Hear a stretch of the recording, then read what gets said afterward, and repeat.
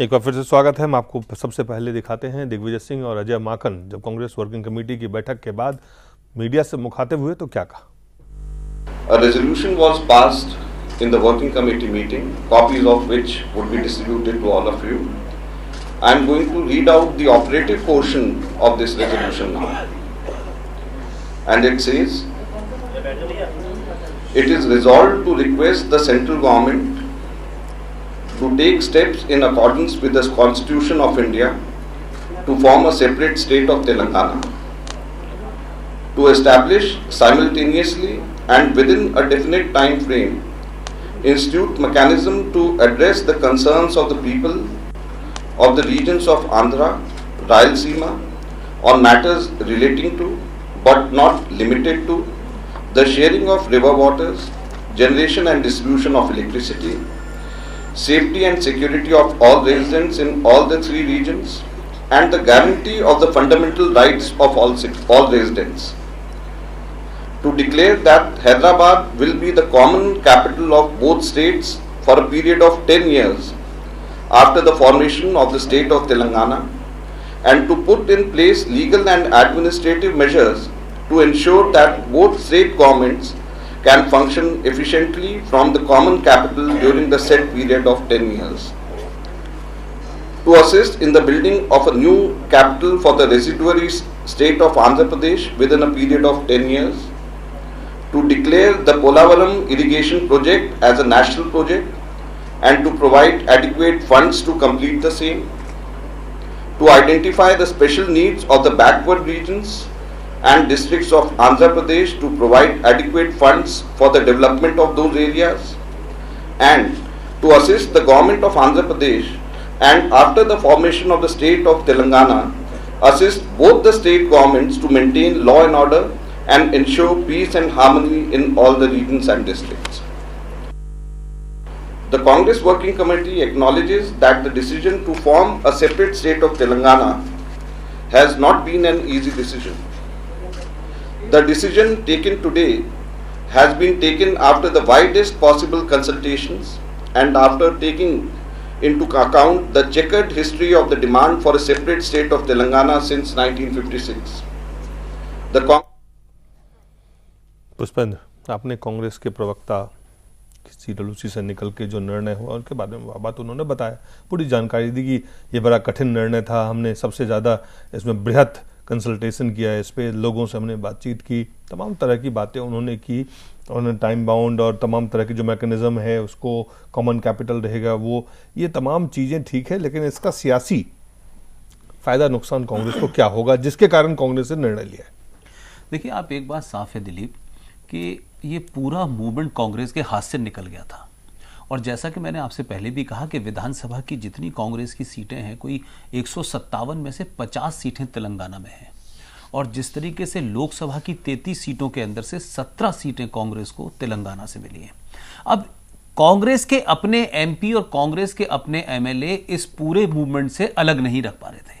उनका वो गढ़ है, उनको वहीं से जीतना है। वो तमाम सारे लोग जो थे कांग्रेस पे प्रेशर बना रहे थे, लेकिन कांग्रेस के सामने दो संकट हैं। एक तो संकट ये है कि कांग्रेस ने इस मामले को इतनी दूर तक खींचा है जानबूझ के कि ये बिल्कुल चुनाव के पूर्व आ जाए और तमाम सारे विरोधों के बावजूद भी इसको दिखाएं ये कि हमने वहां के लोगों की आकांक्षाओं को पूरा करने के लिए किया गया है। मुझे खूब अच्छी तरह से याद है कि इसी यूपीए सरकार के अंदर एक मंत्री हैं अजीत सिंह, और जब उन्होंने कांग्रेस पार्टी के अंदर अपनी पार्टी को मिलाया और कहा कि मैं यूपीए का अंग बनना चाहता हूं, उस वक्त भी उन्होंने कहा कि जो हरित प्रदेश का उनका जो 42 जिलों को मिलाकर चलने वाला मामला है उसको भी हाँ हम देखेंगे। मैं सिर्फ ये कहना चाह रहा हूं कि कांग्रेस इस तरीके से चीजों को वादे करके उसको लटकाती है। आपने जैसे अभी वो महबूब साहब थे, वो कह रहे थे कि विपक्ष ही इसके खिलाफ है।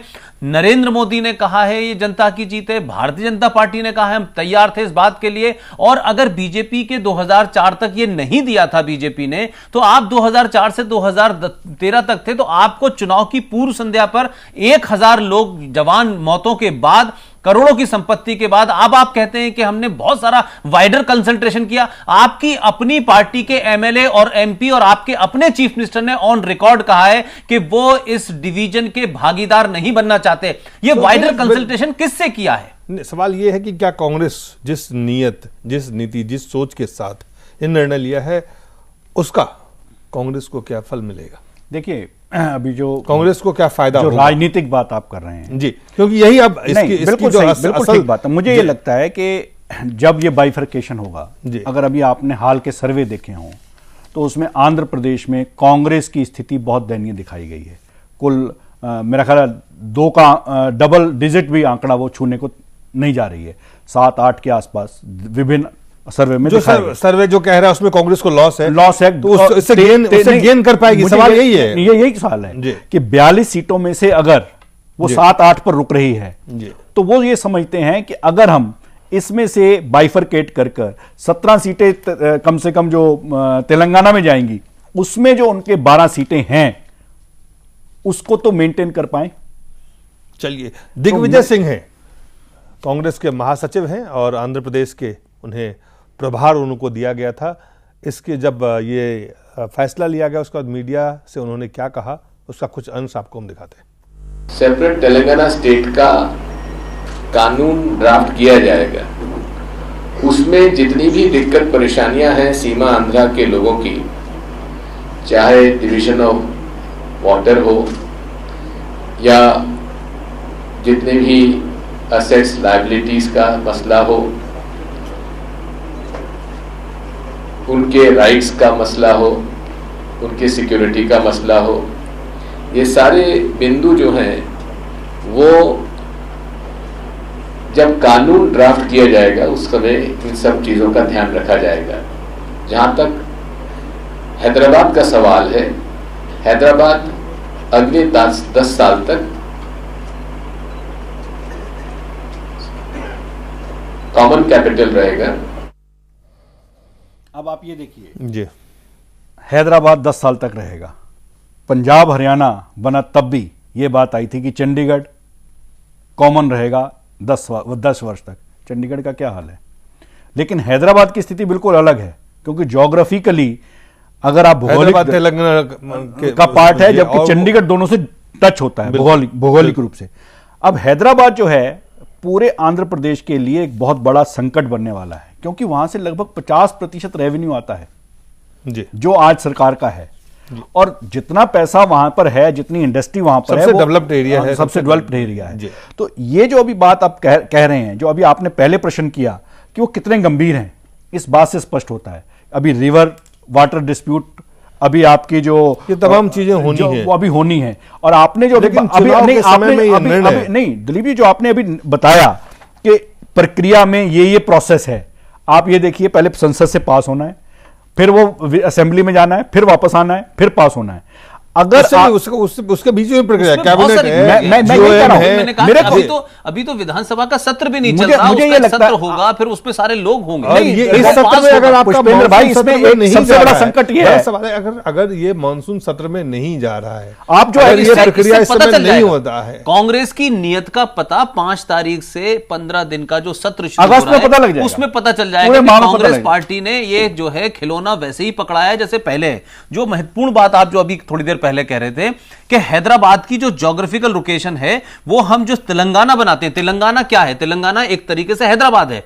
अब तेलंगाना का जो पूरी कैपिटल जिसे बनाने जा रहे हैं वो बिल्कुल बीचों बीच में है उस राज्य के, जिसको आप तेलंगाना कह रहे हैं। इसमें आप आदिलाबाद, निजामाबाद, करीमनगर, मेडक, वारंगल, रंगापट्टनी, खम्मम, हैदराबाद, नालंगा, मोहम्मद, ये कोई 10 जिले हैं, इसके बीच में हैदराबाद पड़ता है।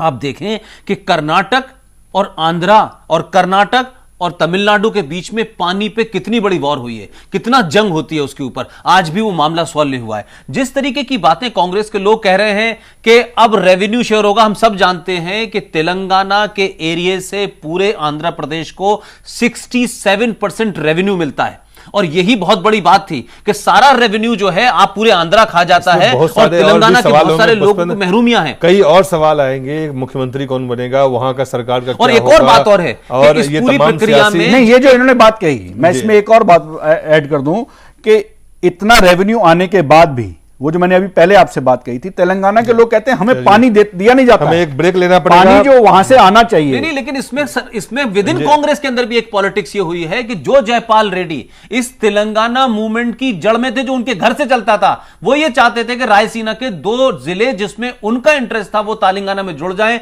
उनको नहीं जोड़ा गया, 10 ही रहने दिया गया। वो दोनों जिले जो थे वो जयपाल रेड्डी चाहते थे, क्योंकि तेलंगाना मूवमेंट से वो जुड़े थे, तेलंगाना का अंदर वो अपने आप को अगला मुख्यमंत्री देखते हैं, इसलिए उनको भी कट टू द साइज कर दिया। जी चलिए एक छोटा सा ब्रेक लेते हैं, ब्रेक के बाद जल्द वापस लौटते हैं।